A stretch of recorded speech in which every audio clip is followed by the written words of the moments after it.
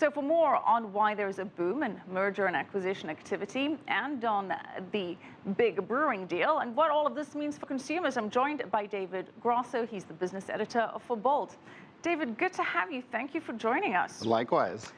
Let's focus on the big global merger between SAB Miller and Anheuser-Busch InBev. Fourth quarter earnings disappointed, but nothing was specified, no further information on the $106 billion takeover. Is this practically a done deal, or can regulators still derail this somehow? Well, regulators can always derail anything at any point, but this is the latest chapter in a story about globalization. It's a story about a Brazilian team that went over to Belgium and then started buying up things. They came to the United States, they bought Anheuser-Busch, and now they're going for the gusto. They're going for the final deal that will make them by far the largest brewer on the planet. And that's why they're trying to go for this. But at any point, any regulation deal can derail it. Well, they do have to sell off some units in order to appease several regulators in several countries, right? Exactly, and there are models for this, no pun intended. When Anheuser-Busch was bought by InBev, they had to sell off certain parts of the Modelo group, which we know as Corona, because it would run afoul of Department of Justice rules about market concentration. SAB Miller has to sell Miller Coors, other divisions. Even with selling off these units, this new conglomerate will control 30% of the global beer market. What impact is that going to have? I mean, that's going to have a huge impact. And, you know, part of the problem is they control the distribution methods as well because of laws here in the United States. So there's a lot of antitrust worries in general. It's not just the fact that they'll control 30% of the beer market, but they also control the mechanisms by which the beer gets from the manufacturer to where we buy it and consume it. All right, so along the production line, there's some issues here. So what would this mean? Let's start off with the consumers. Does this mean less diversity, higher prices? Well, are we going to be paying more for beer, David? No one wants to pay more for beer. I think that's a very popular commodity. You know, we really don't know. Sometimes consolidation in general, if you took Economics 101, consolidation increases prices. When there's less competition, of course, there's increase in prices. But this is a general trend downward. People, my age especially, millennials, like craft beer. They like craft brews. They don't go for a Bud Light, they don't go for a Miller Lite, they don't go for a Corona Light even. But what can craft breweries now do to compete? Are they still in the game? Still in the game. You know why? Because of consumer taste. Consumer taste isn't going to change overnight. In fact, the only reason that SAB Miller InBev, or BevCo as they'll come to be known, has a chance to actually grow is in the developing world. They really are at a standstill. They're neutral in the developed world. But aren't they making a play to buy some of the smaller breweries as well?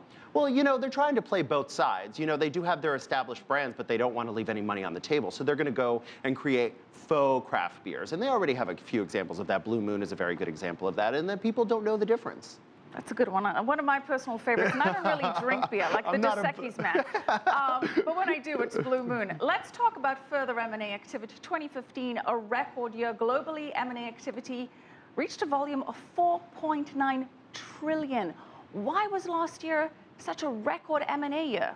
Well, you know, interest rates are low, and our tax laws unfortunately favor mergers and acquisitions. You know, whether it's exporting yourself through a corporate inversion, a la Allergen, Pfizer, or it's, you know, taking over another company just because you have so much cash on the books. What are you supposed to do with all this cash? It's a good time to buy. A lot of people have, a total of billions of dollars. If you add it all up between the whole sector, it's trillions of dollars. So they have to use that money for something.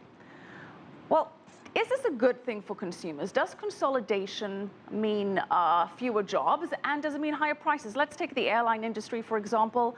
They were in dire straits. Now there was so much consolidation and M&A activity that there are just 4 airlines in the US that control about 84% of the domestic market. And you and I know we're getting squeezed with prices, we're getting squeezed into tighter chairs and paying for everything from pillows to peanuts. So can we see that consolidation will further hurt consumers in the long run in other industries? You know, I can argue both sides of this. I wrote an article, it's our most famous article on our website. It was The Profitability of Mediocrity. And basically it showed that the only way for airlines to make money in the United States with the US consumer and its consumer preferences is to consolidate. So today there's only 4 airlines: Delta, American Airlines, United, and Southwest, and that's it. And there's nothing really we can do because we want the lowest prices. I'm swallowing my words because I said in this article in November that prices would go up, but because oil prices have gone down, if you look at a lot of flights right now, they're actually really, really inexpensive. That's a whole other matter, whether lower oil prices have been passed on to consumers in terms of ticket prices.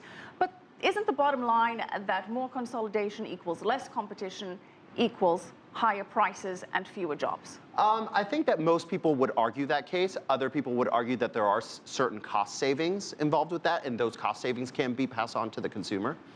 Well, let's talk about the global economic slowdown, because that has put a lot of strain Absolutely. on several industries, commodities, one of them, oil companies.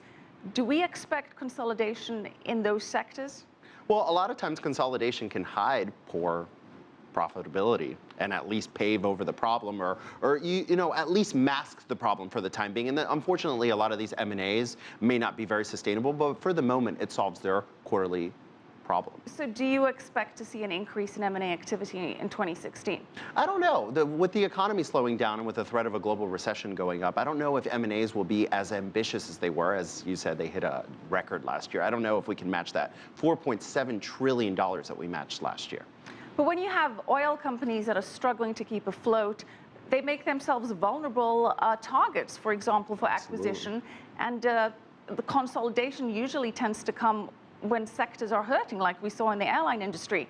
So which sectors do you think we could probably see consolidate mostly in 2016? I mean, in the shale oil industry, we're already seeing that in Texas and Wyoming and North Dakota. We're seeing that all these small companies are coming together. It will be interesting to see how long oil prices stay low, because if they do stay low for a sustained period of time, you're exactly right. They have to consolidate in order to weather the storm. In terms of other industries, I mean, if you see a downtick in home building again, you may see what you saw during the recession, that home builders, there's certain industries that are very boom and bust, and during the bust, they do have to consolidate in order to survive. All right, probably more consolidation in the future. Thank you so much, David Grasso, business editor for Bold.